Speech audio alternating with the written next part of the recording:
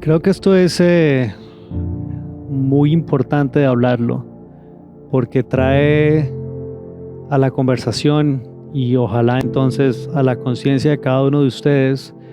La resonancia de lo divino está basada en la resonancia de lo natural, de la naturaleza. Pareciera como si el camino espiritual y principalmente de Oriente es un camino de ascensión. Realmente, como lo dice la definición del yoga, es un camino de unificación, de integración. Bueno, yo creo que en la medida en que esto va evolucionando, se va volviendo más colectivo, se debe volver más colectivo.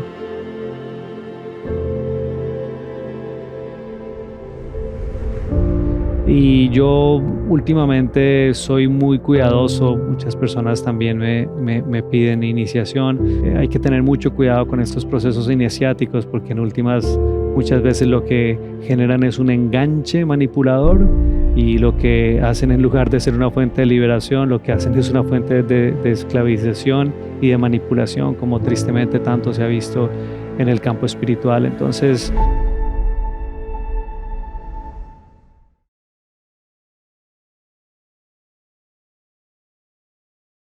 Namaste, Andrei. namaste, Jordi. Gracias por estar hoy con nosotros en este espacio para compartir. Andrei es uno de los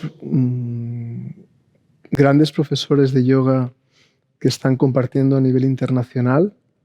Tuve la oportunidad de conocerlo en 2006 en la formación de Dharma Yoga y desde entonces pues co-crear, compartir y tener la oportunidad de verlo y cómo está haciendo realmente una gran transformación en mucha gente en todo el mundo. Un ejemplo de cómo compartir yoga, de cómo tratar de llevar el yoga a la vida, más allá de la esterilla, que nos parece muchas veces mucho más difícil que la práctica de asana o prácticas en el mat. Y hermano de vida, con muchos buenos momentos compartidos y que espero que sirva para poder ayudar a todos aquellos que empiezan y que están haciendo el camino del yoga a inspirar en este pequeño espacio de compartir en el cual es como una iniciación al yoga, un proceso iniciático a través de la vida y las experiencias de Andrei Ram. Quería empezar preguntándote de aquello que más amamos y más compartimos, ¿qué es el yoga? ¿Qué es el estado de yoga? Un gusto estar acá, Jordi, una vez más co-creando, como hace ya 15 años que venimos co-creando en este camino, en este sendero del yoga, y de una manera también que hace que este yoga realmente tenga un impacto en el día a día y que también se vaya adaptando a las condiciones del día a día, de la realidad tal cual como la vivimos hoy en día. Así que partiendo también de esta misma introducción, el yoga y el estado del yoga, justamente también dentro de esa misma dirección de poder amalgamarlo y presentarlo de una manera que sea más coherente y sobre todo aplicable al mundo de hoy en día. El estado de yoga es un estado de unión y obviamente esto amplía demasiado los diferentes esquinas por donde podría uno irse a esta definición, pero principalmente es un estado de unión con nosotros mismos. Parece que fuera algo más bien como muy accesible y debería ser así, pero lo cierto es que en referencia justamente a la vida moderna nos hemos desligado, nos hemos fragmentado. Pareciera como si nuestra mente anda por un lado, nuestro corazón por otro lado, nuestro cuerpo por otro lado, y asimismo esto viene siendo un reflejo en nuestra vida, un lado laboral, un lado emocional, un lado, digamos, más básico y esencial.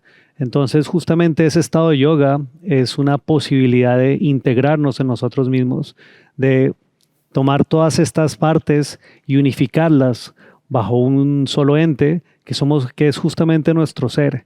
Y entonces desde esa vivencia de un ser integrado, de un ser unificado, poder asimismo también amplificar nuestra capacidad como humanos, también en la forma en que logramos proyectar, crear, co-crear, transformar nuestra vida desde una manera justamente con una capacidad justamente mayor, gracias a que ahora no andamos por partes, sino andamos de una manera unificada, potencializada.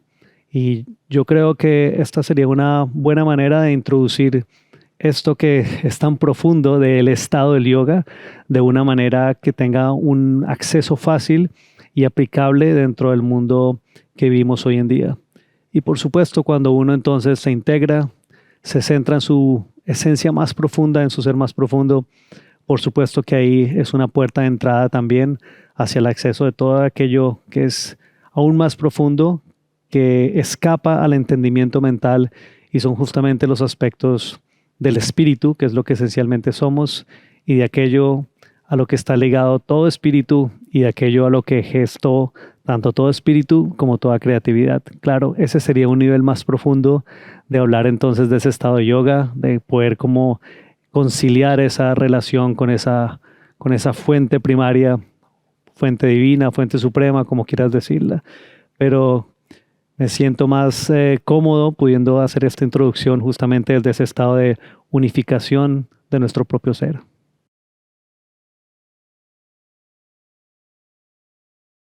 Hay una historia sobre cuando empiezas a despertar al mundo de la consciencia y estás en una sala y entonces ves la luz en algo externo que crees que te va a complementar, te va a hacer realizarte, pero a medida que te acercas a la luz de esa lámpara, vas creando sombras detrás de tu vida. Eso que decías de cerrarte y de no atender tus necesidades más básicas, etc. Pero luego te ciegas, ¿no? Te vas acercando, si miras al sol, te ciegas.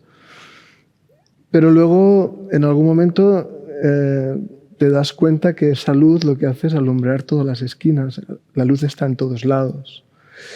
Y en la práctica de yoga empezamos este proceso interno en el cual dejas de buscar la luz fuera como para sentir, redirigimos la atención al interior y buscamos la plenitud que ya está en nosotros. Y entonces podemos brillar y ver la luz en todo y, digamos, este proceso tanto externo como interno. Y una de las cosas relacionadas con esto que me decías es ser el faro, pero estamos aquí no para irnos a las montañas y buscar la realización individual, sino que tomemos conciencia. En unas primeras conversaciones cuando te conocí, me decías, tomemos conciencia no solo de nuestro ser individual, sino de nuestro ser colectivo, y ser universal. Estamos aquí para transformarnos colectivamente. ¿Cómo nos explicarías esto? Creo que esto es muy importante de hablarlo, porque trae a la conversación y ojalá entonces a la conciencia de cada uno de ustedes, la resonancia de lo divino está basada en la resonancia de lo natural, de la naturaleza. Creo que se le ha dado muy duro a la naturaleza humana, como si tuviera una tendencia hacia lo negativo, pero realmente cuando uno ve a los chiquillos recién nacidos se da uno cuenta que eso no es así, que la naturaleza humana tiene una tendencia hacia lo positivo, hacia la bondad. Y más bien, entonces esto nos hace darnos cuenta que ha habido una manipulación y un adoctrinamiento hacia esas tendencias, hacia la maldad también en la naturaleza humana. ¿Creada por qué? Creada justamente por unos principios falsos que rigen en la sociedad y que van creando una ética falsa. Podríamos hablar del orgullo, es un principio, por ejemplo, que parece muy noble, pero realmente lo único que trae es destrucción y autodestrucción.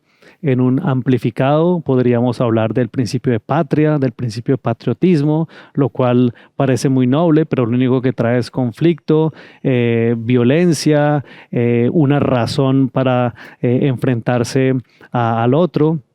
Entonces vemos que hay una cantidad como de estos principios que han sido mal educados en la conciencia humana y es lo que van, digamos, torciendo a la humanidad. Y uno de esos principios también es, digamos, la manera como vamos viendo el proceso de desarrollo personal, mucho a veces de una manera también en una estructura hegemónica, que creo que es lo que genera todos estos principios falsos que confunden a la naturaleza humana. Entonces, en esa estructura hegemónica siempre hay como alguien arriba y alguien abajo, alguien que dictamina. Y si lo vemos a nivel espiritual, entonces hay un faro que ilumina y todos los demás entonces se pueden iluminar en la medida en que se acercan a ese faro. Pero si realmente vemos que la naturaleza de esto, como tú bien lo explicas en el proceso de la autorrealización que ofrece el yoga, y no solamente el yoga, también otros caminos, que es buscar ese faro interno, porque como bien lo decías, por esa plenitud que ya está ahí, que se está descubriendo, que se ha cubierto de ciertas cosas y lo que buscamos en este proceso es descubrirla para volver a tener acceso a ese faro. Entonces el faro nunca o no debería ser tanto una importancia, una preponderancia sobre el referente del faro externo, sino que lo que sea ese faro externo debe ser siempre una asistencia para llegar al faro interno, que es el faro verdadero al que queremos llegar. Entonces esto nos hace cambiar, nos hace reflexionar y tomar conciencia de la referencia afuera no está tan mal, pero el problema es que tengamos una referencia afuera hegemónica. Y agradezco mucho tu pregunta porque creo que es algo muy importante para llamar la atención hoy en día en el mundo espiritual, ¿no? A veces ese faro se ve como el maestro y entonces se revuelca la atención sobre el maestro y esto obviamente a veces también hace que se genere un gran veneno en el mismo maestro, que es el veneno del egoísmo, que es el gran veneno del poder, otro de estos principios falsos que realmente creo que lo que tenemos que dejar es atrás el poder y lo que tenemos que traer a la conversación y a la conciencia con esto que me preguntas es que realmente la naturaleza natural, física, es la escritura más perfecta de la divinidad. Y nuestra naturaleza humana tiene también una esencia, una semilla de esa divinidad y de esa bondad. Entonces, si tomamos esta naturaleza humana, nos damos cuenta que el proceso justamente siempre es colectivo y no es, digamos, hegemónico. Es decir, en el proceso espiritual no es que un maestro te guía a ti, sino que realmente es, digamos, la potencialidad de la interacción con el otro lo que empieza a crear esa fuerza divina por un movimiento colectivo. Y eso creo que es muy importante para que nunca nos perdamos de pronto de ese veneno y esa tentación de buscarlo en el afuera, de darle el poder a alguien de afuera por más iluminado o por más que haya logrado, sino realmente del buscarlo hacia adentro, generarlo de una manera colectiva. Entonces creo que ahí es donde, digamos, como que se fusiona, se integra lo que podría ser visto como oscuridad y luz integrado en tu propio ser como una guía hacia tu propio faro y al mismo tiempo lo que integra como esa búsqueda interior con el factor colectivo, ¿no? Realmente creo que es tiempo que la humanidad despierte en su propia conciencia y se dé cuenta que su camino natural, el que realmente nos va a llevar a un lugar, es cuando logremos gestionar las cosas, sea un proceso colectivo, sea una sociedad, sea una organización, de una manera justamente colectiva y no hegemónica.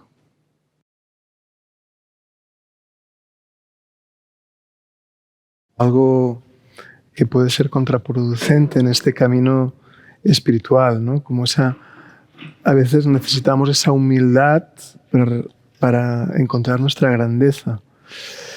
Pero al mismo tiempo podríamos ver este carácter protector que tiene el ego, este dragón que es protegiendo los frutos sagrados. Ante la vida y las circunstancias, muchas veces el dragón aparece duro, protegiendo, e infranqueable. Entonces, a veces en las personas, si no somos capaces de ver el ser que hay dentro, entramos en confrontación de estos dragones, estos egos, ¿no? Pero al mismo tiempo, cuando vemos al ego como ese obstáculo, a veces nos perdemos el poder que tiene el ego para ayudar al ser a manifestar. Sabemos que si hiciésemos un paralelismo entre un barco, podríamos entender que una quilla fuerte nos permite navegar en el mar de las emociones. Una vela nos permite tomar dirección ante la mente, que a veces es tan cambiante, ¿no? O incluso, digamos que el timón manejado por el ego permite mover a la pala y el barco y marcar la dirección que el ser, la brújula, determina. Entonces, para poder navegar e ir a una dirección, necesitamos también al capitán del ego que maneja el barco y nos permite materializar todo aquello que el ser desea materializar. ¿Cómo lo has experimentado, vivido o enseñas este proceso tanto de hacerse humilde, pero al mismo tiempo empoderar al ego cuando es necesario? Pareciera como si el camino espiritual y principalmente de Oriente es un camino de ascensión. Realmente, como lo dice la definición del yoga, es un camino de unificación, de integración. Entonces, el proceso más es un proceso, como decíamos anteriormente, la purificación va hacia una posibilidad del balancear, del armonizar, y en esa armonización entonces del integrar. Y entonces allí cada cosa a su lugar correspondiente, en su lugar correspondiente, en su actuar correspondiente. Y tenemos ahí el ego. El ego en su lugar correspondiente, en su intensidad correspondiente, en su actuar correspondiente, es también una fuerza divina, es también una conciencia divina hacia la protección nuestra. El problema no es el ego y desde la forma de la espiritualidad, principalmente del Oriente, parece que se le ha dado muy duro al ego. Y el problema no es el ego, el problema es la amplificación del ego, el problema es cuando el ego toma otros campos que no le corresponden. Es igual que la mente.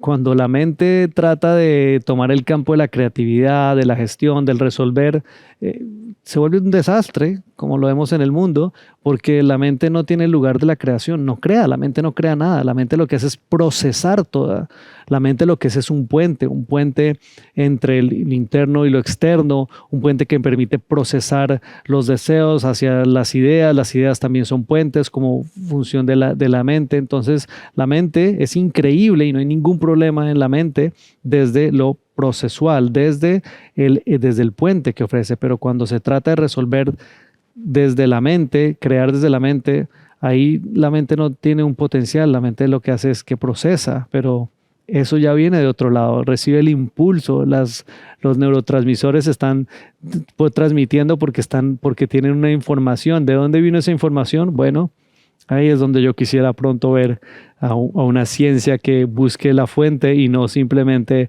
estudie la cuantificación de lo que procesa el cerebro. Igual con el ego. El ego en su lugar es una conciencia divina de protección y en su lugar un ego, digamos, purificado, pulcro, un ego en su lugar, en su actuar, es una voz que nos va cuidando, que también nos va guiando para ciertos aspectos de nuestra vida, de protección, también de proyección en su lugar. El problema es cuando el ego se vuelve egocentrismo, se vuelve egoísmo y entonces empieza a tomar el timón de este barco, y ahí entonces obviamente el ego no tiene, el ego digamos que es como si fuera un compás, ¿no? Pero realmente no tiene no está en el lugar, ni es el apropiado, ni es el correspondiente para guiar la vida. Antes, todo lo contrario, casi que es como recibe y casi como que genera una reacción, pero la reacción no debería ser, digamos, gestionada por el ego. Ahí es donde está la conciencia profunda, el espíritu, el ser. La conciencia es la que debe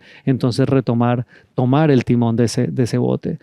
Así entonces el ego está muy en similitud, el ego en la justa medida, natural, pulcro, que le ayuda a uno, está en la misma justa medida también con el miedo. De hecho, ego y miedo están en el mismo lugar del cuerpo, están en el mismo lugar, ¿no? Y es igual que el miedo. El miedo real también es increíble, no hay nada. A veces le damos muy duro entonces desde el occidente al miedo, y no, el miedo también es una conciencia cuando es real. ¿Qué quiere decir cuando es real? Cuando es un miedo que se gesta porque la vida está en peligro. Ese es un miedo real. Pero cuando el miedo está directamente relacionado con una situación de peligro de vida, no es real. Está amplificado, como el egoísmo y el egocentrismo. Entonces, por ejemplo, vemos ahí el pánico y la paranoia. No son reales, son amplificaciones mentales que tienen un impacto peor en la realidad y en el sistema, pero no son reales, son amplificaciones que a veces sí tienen un sustrato de un miedo real, pero a veces ni siquiera, han sido simplemente fomentados, amplificados, ¿no? Y ahí es donde es un problema, y ahí es donde causa un problema. Entonces, cuando el miedo es un miedo real, es un miedo que está realmente haciendo un llamado para proteger la vida, es un instrumento divino. Cuando no, es una herramienta nefasta tanto para el ser como para la sociedad. Pánico, paranoia. Y lo mismo con el ego, ¿no? Cuando el ego está en su justa medida, en su lugar, es como un compás que nos permite tanto percibir dónde estamos, proyectar, tener una fuerza de proyección, pero en la justa medida, ¿no? Que siempre sea guiado por el timón de la conciencia.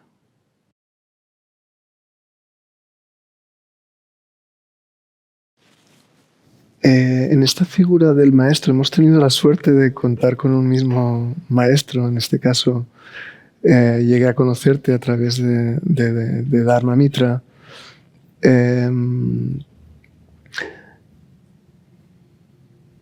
¿Qué cualidades destacarías en un maestro y la figura del maestro? ¿Y qué influencia ha tenido en ti la figura del maestro Siddhartha Mitra? Y luego, ¿en qué momento se produce ese amor a primera vista que hace que empieces un camino con él? ¿Y en qué momento ese río hace que llegues a tu propio camino y empieces a desarrollar tu maestría y a hacer un poco el camino más tuyo? El maestro es un referente que te asiste a buscar en ti tu propio maestro. Y yo, al igual que tú, tuvimos la fortuna de encontrar un referente muy puro. Yo defino a Sri Dharma Mitra como el rey de la humildad, de una humildad sensata, no una humildad falsa, una humildad sencilla, simple, básica, y por ende entonces un gran referente y una gran asistencia para llevar a lo esencial y entonces a la esencia del ser, al encontrar tu propio ser.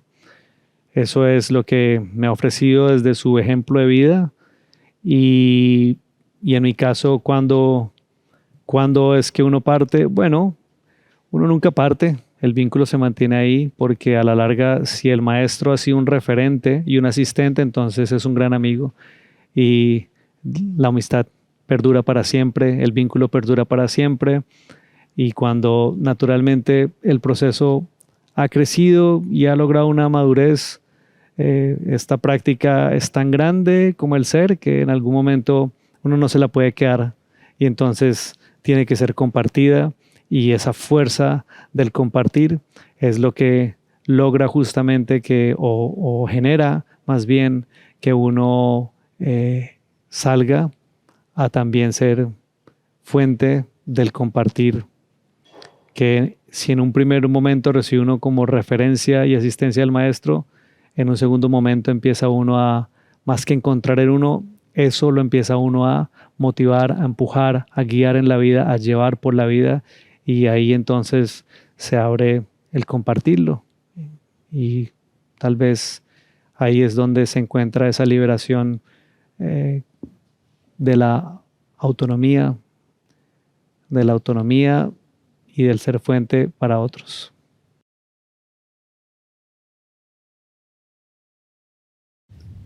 El proceso iniciático en el cual, cuando uno se compromete en llevar una vida yógica, el maestro lo reconoce.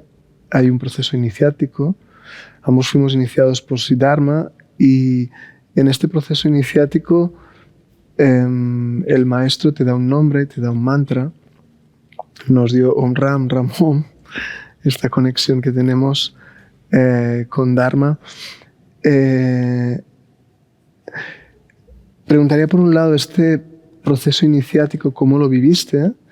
Y por otro, si Dharma fue el nombre que recibió de Yogi Gupta en su iniciación. Este nombre de Dharma Mitra es el amigo del Dharma, del plan divino de la creación. La creación de por sí es realizadora. Nos hace, esta experiencia vital es realizadora de por sí mismo. Y reconocer al Maestro, que es lo absoluto en nosotros, es poderoso. Y Sri Dharma, una de las razones por que recibió este nombre es por su rectitud en el cumplimiento del Dharma y de la moral de la vida. Tiene relación con la dieta vegetariana también, y el honrar la no violencia en la tierra. ¿Cómo has vivido este proceso iniciático en relación a la moral y la importancia que ha tenido la dieta y la moral en este crecimiento? Bueno, yo creo que en la medida en que esto va evolucionando, se va volviendo más colectivo, se debe volver más colectivo. Y yo últimamente soy muy cuidadoso, muchas personas también me piden iniciación. Soy muy cuidadoso porque mientras que no purifiquemos toda esta estructura hegemónica, hay que tener mucho cuidado con estos procesos iniciáticos, porque en últimas muchas veces lo que generan es un enganche manipulador, y lo que hacen, en lugar de ser una fuente de liberación, lo que hacen es una fuente de esclavización y de manipulación, como tristemente tanto se ha visto en el campo espiritual. Entonces, yo realmente pienso que sería bonito que pasáramos la página y empezáramos a armar el vínculo justamente desde este nombre fuerte de Dharma, pero desde su segundo, del Mitra, ¿no? Desde la amistad, ¿no? Pienso que la amistad genera ese proceso de iniciación, de pronto no con tanta carga o siendo tan explícito el momento de la iniciación, pero sí permitiendo que haya mayor perduración. Casi que en mi camino yo he preferido cambiar la iniciación por la iniciación de una amistad. Y entre el maestro y discípulo, si lo vemos desde la iniciación de una amistad, entonces realmente se genera una mentoría, un acompañamiento. Creo que esto es mucho más poderoso, como digamos, de alguna manera enfatizar en la iniciación, es enfatizar una relación, un acompañamiento, una mentoría, una amistad.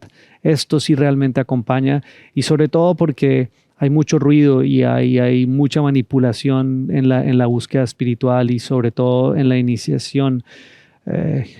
Hablando de dimensiones, obviamente que hay dimensiones que poco conoce la humanidad normal, pero cuando se profundiza se entran a esas dimensiones. Hemos hablado de la bendición, y así como hay la posibilidad de bendecir y de cargar espacios, también hay posibilidades de cargar el espacio de otras maneras, con manejos profundos de la conciencia, y procesos de iniciación pueden generar también enganches de una manera que las personas no se dan cuenta, pero desde la utilización de quienes tienen estas técnicas para generar también los devotos esclavos que los vuelven millonarios, y es como hay también un vampirismo, ¿no? Cuando las personas no están unidas a la fuente suprema, dependen de una criatura hecho por la fuente suprema para absorber un poco de ello, ¿no? Y en mucho del proceso de iniciación hay mucho de esto.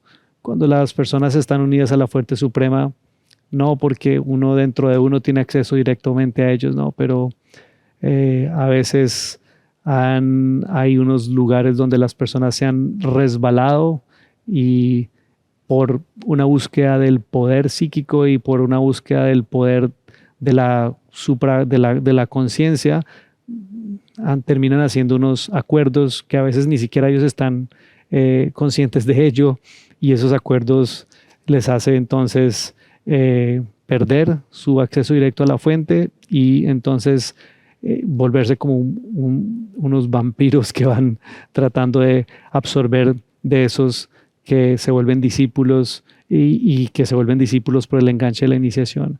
Entonces, por eso prefiero que es mejor pasar a un vínculo más humano del relacionarse libremente, ¿no? Desde la amistad, un acompañamiento real, sensato, humano. Terminando con todo el tema de la moral y la dieta vegetariana, que es una parte importante de nuestro maestro Siddharma, por el profundo poder transformador que tiene, ¿cómo ves también el tema de la tradición y el nuevo yoga? ¿Cómo Andrei ve el yoga directamente para que eso no se nos quede la reflexión con la dieta, creo que tanto en todo este camino espiritual es un camino de la esencia y tiene que liberarse de la forma. Entonces entramos muchas veces por la forma, ¿no?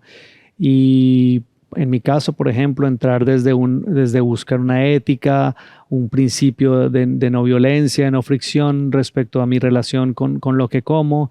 En un principio yo tuve el error de caer por la forma, y uno se da cuenta que termina uno siendo un terrorista végamo. Entonces es todo lo contrario a Ahimsa, y en esa búsqueda desde la forma siempre se genera inconsciencia, entonces terminas no utilizando cosas de piel, buscando cosas todas végamas, y muchas de estas cosas son hechas con plástico, y el plástico, o sea, con todos los tratamientos de los químicos con que tinturamos los cueros y las pieles, mejor tirar una piel de estas con químicos a la tierra que tirar un pedazo de plástico végamo a la tierra. Sé que ahora hay mucha tecnología, ¿no? Pero en todo caso, sí, también obviamente en ese camino desde la esencia he encontrado la autenticidad, he encontrado el respeto también al lugar de donde vengo, también a lo que he aprendido de los maestros que me han enseñado a leer la escritura de la naturaleza, y esto me ha hecho una coherencia diferente respecto a la dieta. Y ahora para mí lo que más resuena es la dieta local, de proximidad, porque el mundo no puede seguir destruyendo el mar como lo está destruyendo. Solamente las personas deberían respetar y aceptar con toda la gratitud y la generosidad el fruto del mar si viven en 10 kilómetros cerca al mar. Pero es absurdo que en lugares como en el que yo vivo, a 3,000 metros de altura, a 1,000 kilómetros de una costa, haya un salmón, haya un atún. No quiero verlos de un lugar ético, quiero verlos de un lugar de verdad, de compromiso con la tierra, del cuidado con la tierra. Y eso nos lleva más el principio de conciencia en la comida. ¿De dónde viene tu comida? ¿En qué plástico viene? ¿Qué vas a hacer con este plástico? ¿Realmente sería bien comerse una tuna a 1,000 kilómetros de distancia de la costa? ¿Qué daño hace ello? Entonces, creo que este punto de la dieta es un punto realmente hacia un llamado a estar conscientes del real cuidado de la tierra, y creo que la proximidad, el vínculo con el productor de lo que, de lo que consumes realmente va a generar una purificación tanto en la tierra como en tu organismo, porque vas a estar recibiendo sin lugar a dudas el mejor alimento posible. Muchas gracias, Andrei, por compartir quién eres, tu camino y ayudarnos a conocernos mejor. Namaste. Namaste, Jordi. Con profundo respeto a la vida y con profunda honradez a la muerte, para que sigamos cultivando nuestra conciencia.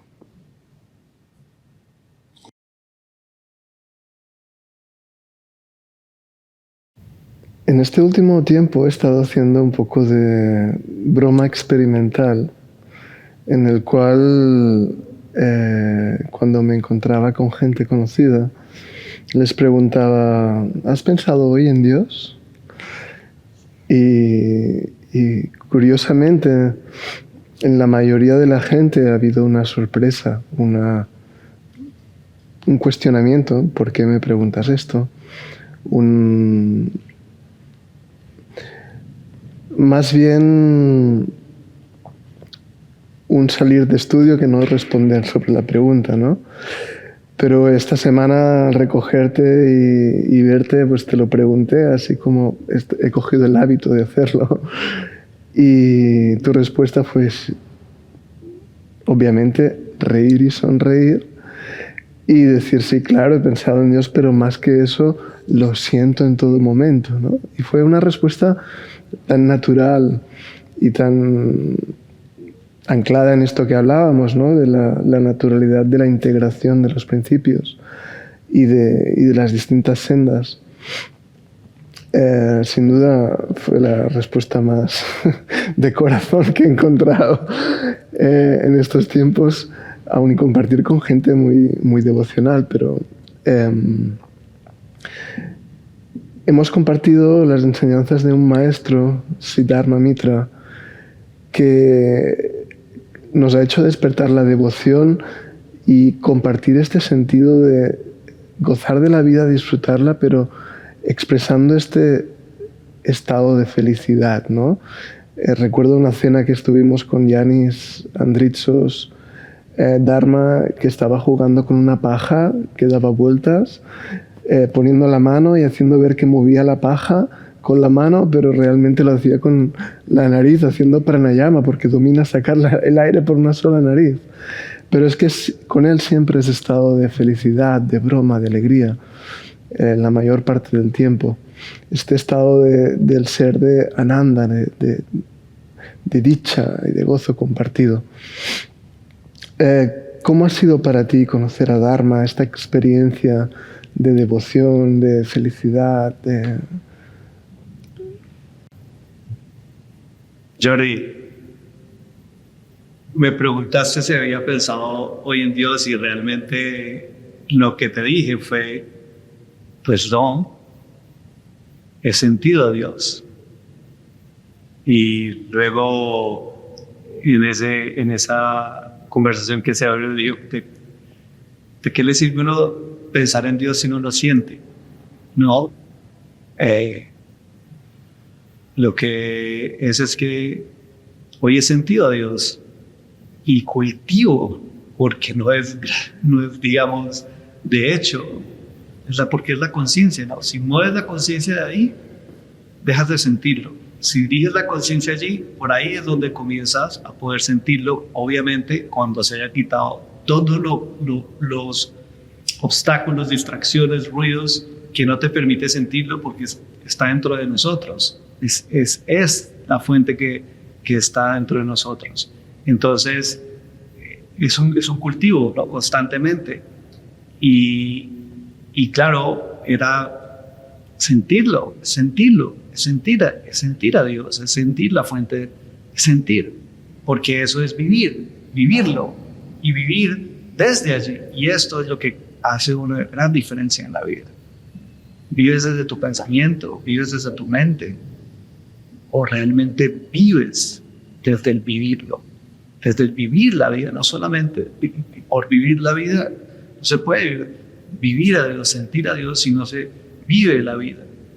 Y esto me trae a algo que justo cuando estábamos entrando aquí a este lugar, aquí al frente, si de pronto se ve allí en la cámara en el fondo, es un colegio y decía, aquí no se enseña,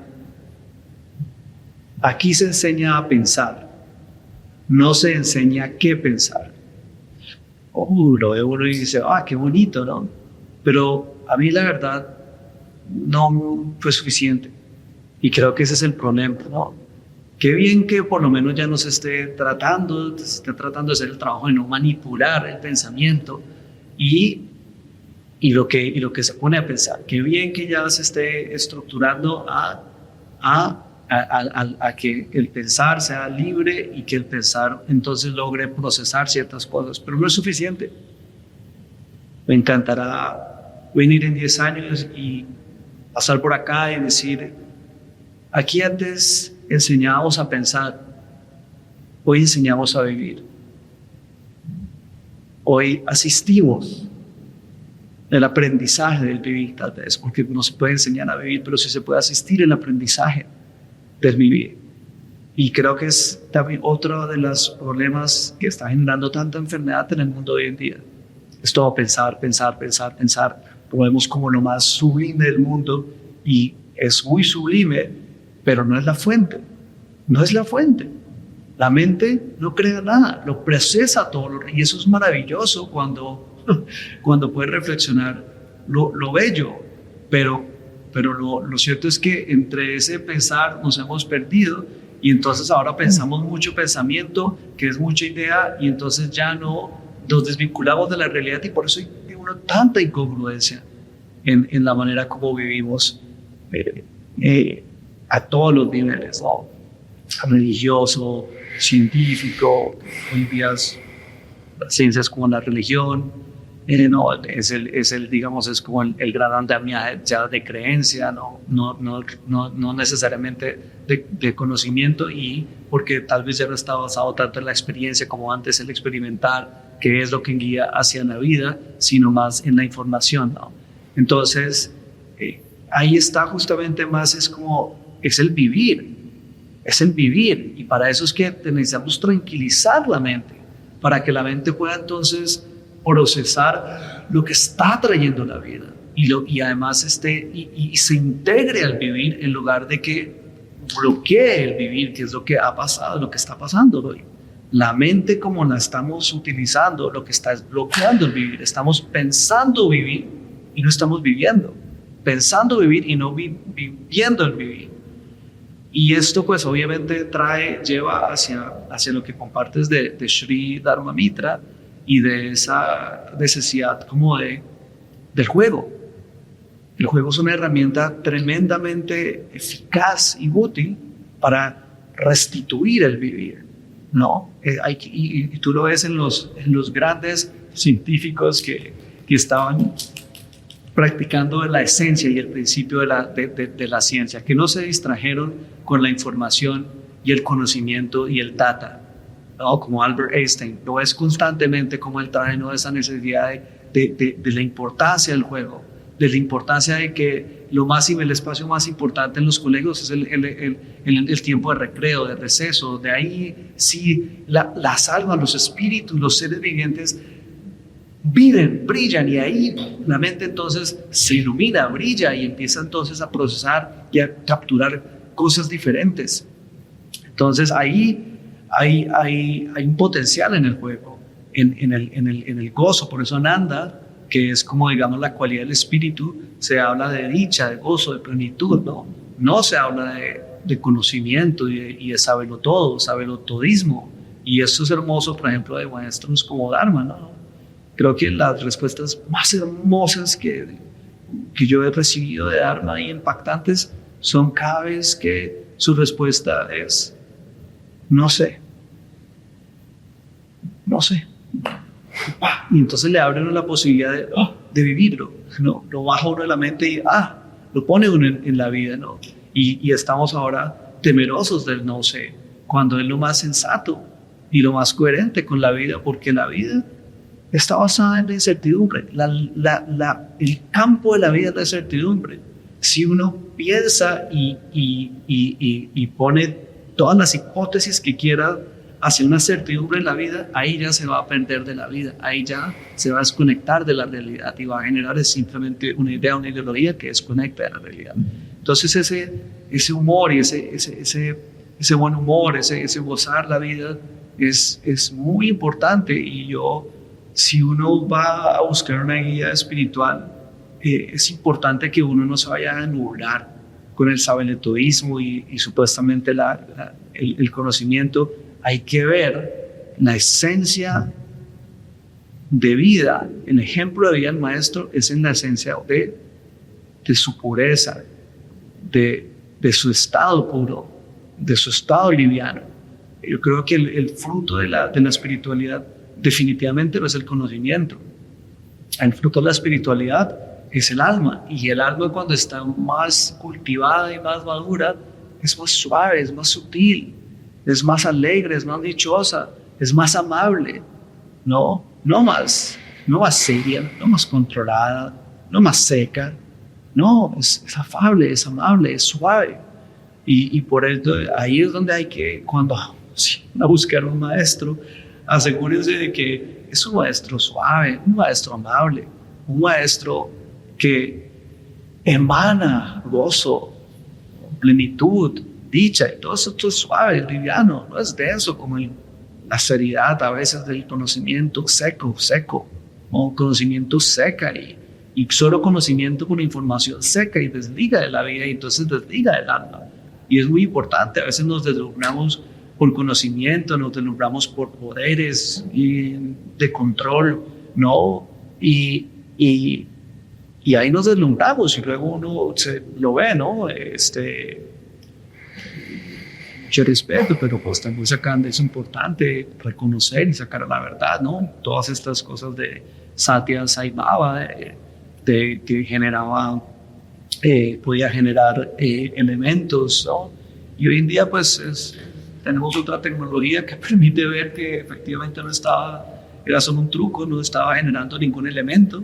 Y pues ¿de qué le sirve a uno estar siguiendo un maestro espiritual que puede transformar un polvo en oro o puede generar un polvo? ¿De qué le sirve a uno eso en la vida?